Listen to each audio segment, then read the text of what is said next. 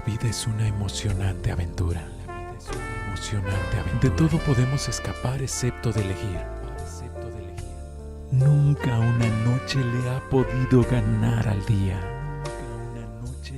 Pero la vida sin Dios no es vida. Te presentamos una voz en el camino. Ruth capítulo 1, versículos del 1 al 14. Aconteció en los días que gobernaban los jueces, que hubo hambre en la tierra, y un varón de Belén de Judá fue a morar en los campos de Moab, él y su mujer y 2 hijos suyos. El nombre de aquel varón era Elimelech, y el de su mujer Noemí, y los nombres de sus hijos eran Malón y Kelión, efrateos de Belén de Judá. Llegaron pues a los campos de Moab, y se quedaron allí. Y murió Elimelech, marido de Noemí, y quedó ella con sus 2 hijos, los cuales tomaron para sí mujeres moabitas. El nombre de una era Orfa, y el nombre de la otra Ruth. Y habitaron allí unos 10 años, y murieron también los 2, Malón y Kelión, quedando así la mujer desamparada de sus 2 hijos y de su marido. Entonces se levantó con sus nueras y regresó de los campos de Moab, porque oyó en el campo de Moab que Jehová había visitado a su pueblo para darles pan. Salió pues del lugar donde había estado y con ella sus 2 nueras, y comenzaron a caminar para volverse a la tierra de Judá. Y Noemí dijo a sus 2 nueras: Andad, volveos cada una a la casa de su madre. Jehová haga con vosotras misericordia como la habéis hecho con los muertos y conmigo. Os conceda Jehová que halléis descanso cada una en casa de su marido. Luego las besó, y ellas alzaron su voz y lloraron. Y le dijeron: Ciertamente nosotras iremos contigo a tu pueblo. Y Noemí respondió: Volveos, hijas mías, ¿para qué habéis de ir conmigo? Tengo yo más hijos en el vientre que puedan ser vuestros maridos. Volveos, hijas mías, e idos, porque yo ya soy vieja para tener marido. Y aunque dijese: Esperanza tengo y esta noche estuviese con marido y aún diese a luz hijos, ¿habíais vosotras de esperarlos hasta que fuesen grandes? ¿Habíais de quedaros sin casar por amor a ellos? No, hijas mías, que mayor amargura tengo yo que vosotras, pues la mano de Jehová ha salido contra mí. Y ellas alzaron otra vez su voz y lloraron. Y Orfa besó a su suegra, mas Ruth se quedó con ella. El libro de Ruth es uno de los libros bellos de la Biblia, y como todo en la palabra de Dios, no solamente relata una historia digna de tomarse en cuenta como solo la historia que es, pero por las enseñanzas que nos muestra a lo largo del camino. La historia empieza con gente que conocía a Dios de manera plena.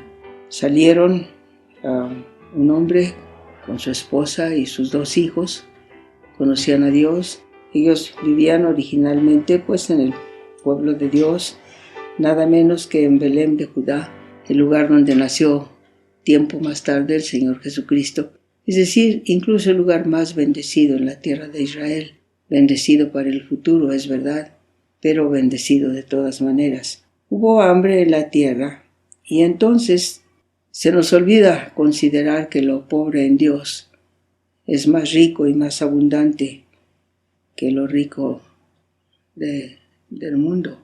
Porque aun cuando fuéramos pobres en Dios, en la forma que fuere, Dios siempre tendrá la abundancia necesaria para nuestras necesidades. Y cuando buscamos en el mundo lo que nos parece que hace falta, lo único que logramos con ello es posiblemente alguna abundancia natural, pero todo lo que se pierde internamente por pagar en ocasiones precios muy altos, por empezar a conformarnos con lo que el mundo tiene que ofrecer. Esta historia de Ruth, por supuesto, habla de una mujer que, habiendo nacido y pertenecido a una cultura totalmente pagana, se encontró de repente a través de un matrimonio con el Dios de Israel. Empezó con esta pareja y sus 2 hijos yéndose de la tierra de bendición, Belén de Judá, a peregrinar en los campos de Moab, que eran enemigos del pueblo. Los moabitas los encontraron en muchas ocasiones peleando en contra de Israel. El significado de la palabra misma, Moab, el significado es contención, pleito, lucha, batalla, etc. En fin, se fueron allá y al poco tiempo murió el esposo y quedó la mujer sola, Noemí, con sus 2 hijos. Y es ahí donde realmente empieza la historia de este caso. Murieron también los 2 hijos, quedaron las 3 mujeres solas. Dice la escritura, la mujer desamparada de sus 2 hijos y de su marido. De manera que cuando se vio sola en esa forma, decidió que como ya había pan otra vez en la tierra, había pan otra vez en Israel, decidió dejar Moab y regresar a su tierra. Y les dijo a sus 2 nueras, yo me voy, me regreso a mi pueblo, porque Dios ha visitado a su pueblo para darnos pan. De manera que sus 2 nueras decidieron irse con ella, y salió del lugar donde había estado, y con ella sus 2 nueras comenzaron a caminar para volverse a la tierra de Judá. Y aquí uno pudiera pensar un poco en el sentimiento de las 2 nueras. Las 2 amaban a Noemí, obviamente. Había sido, contrario a lo que a veces sucede, una madre para ellas, tanto que había logrado el cariño de ambas. Las 2 la querían, y las 2 decidieron irse con ella de regreso a su tierra, aun cuando el camino a pie era largo, difícil y peligroso, sobre todo para mujeres solas. Pero decidieron ir de todas maneras. Cuando ya iban de camino, Noemí iba pensando también en el lugar donde iba a llegar. Llegaba sin nada, llegaba sin ningún amparo, y llevaba a 2 muchachas consigo. ¿Qué iba a hacer con ellas? Entonces las detuvo y les dijo, que Dios tenga misericordia de ustedes, así como ustedes fueron buenas con aquellos que ya murieron y conmigo.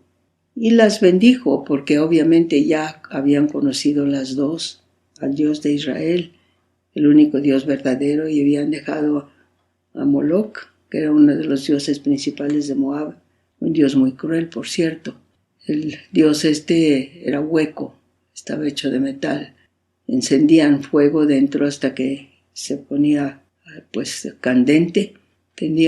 La forma eran brazos extendidos con las manos abiertas, y sacrificaban a sus hijos poniéndolos vivos sobre las manos del ídolo para simplemente que se quemaran, es decir, sacrificaban a sus hijos quemándolos vivos en las manos de Moloch, uno de los dioses más crueles en este caso, pero era el dios de Moab, entre otros.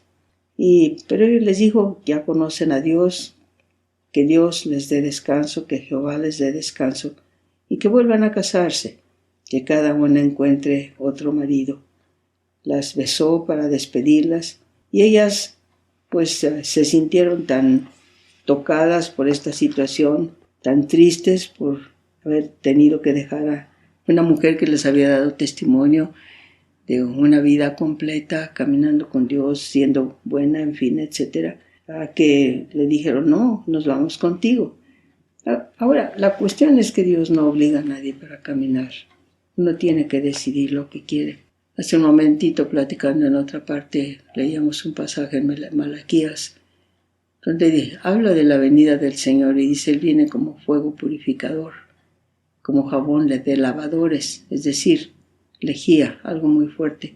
¿Quién podrá resistir su venida? Y viéndolo así a simple vista, uno diría, pues nadie puede, excepto, ahí habremos de detenerlos. ¿Quién puede ponerse firme cuando viene el fuego ardiente, purificador, y cuando vienen manos con un jabón fuerte para quitar hasta la mugre más profunda?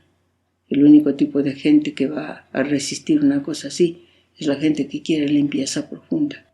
Aquellos que dicen, cierto, el fuego puede arder, y sin duda va a quemar cosas que yo no quisiera ver quemadas, pero quiero una total limpieza en mi ser.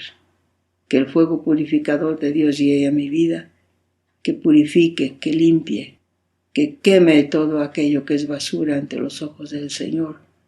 Estoy aquí, que el fuego purificador llegue a mi vida y haga lo que tiene que hacer en mí y por mí, y aceptar con gozo la venida de fuego purificador.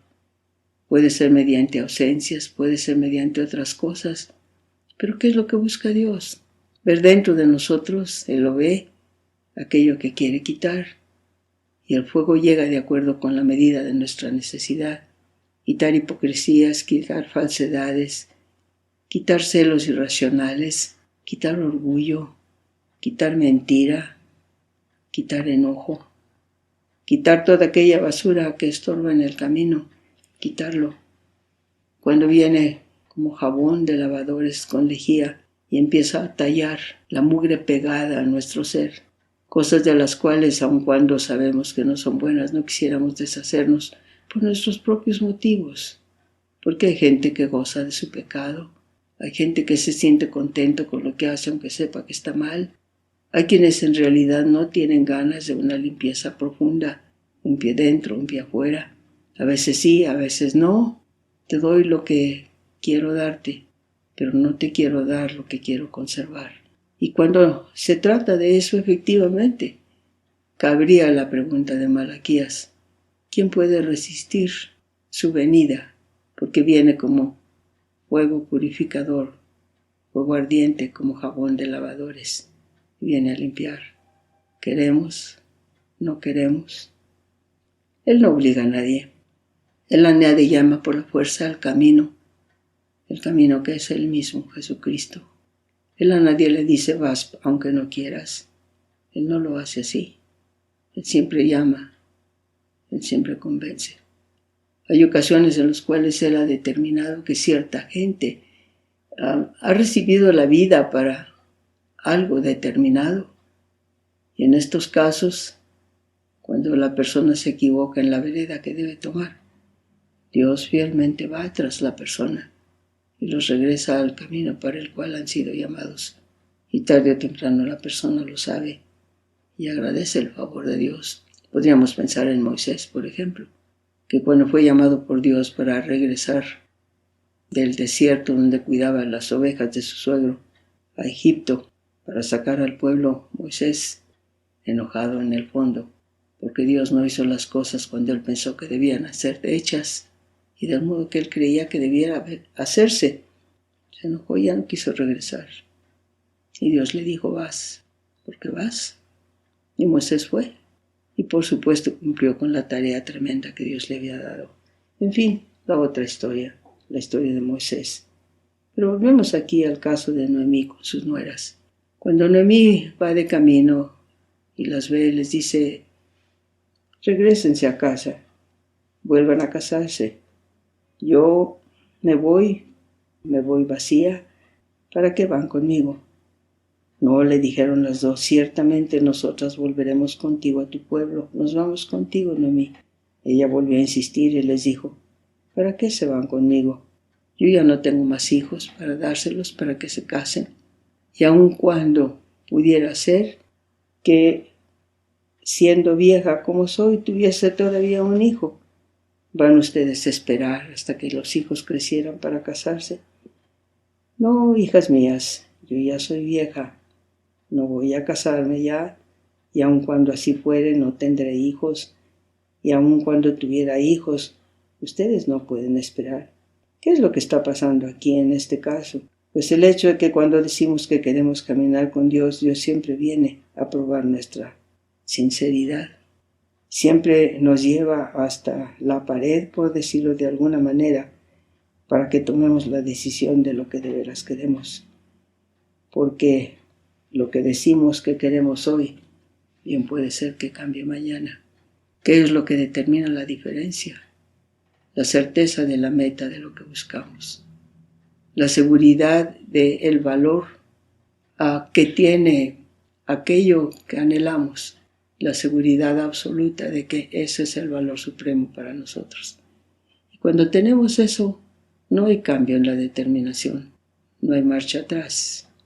En este caso, si uno ha determinado caminar con Dios, es Dios y eso es todo. No hay nada más. Y nada va a detenerlo, nada va a evitarlo.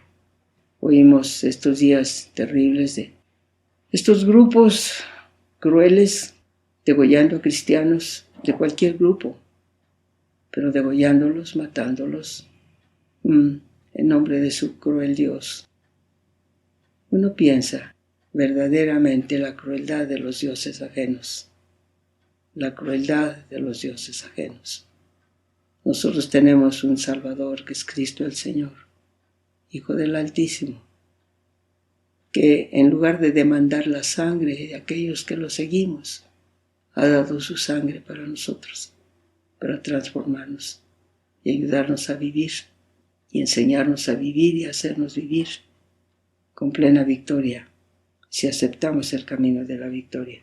Pero Él nos prueba nuestra sinceridad ofreciéndonos o permitiendo que el enemigo a través de gente nos ofrezca todo tipo de situaciones que pueden ser ventajosas materialmente hablando, aunque internamente hagan daño o nos impidan llegar a la meta.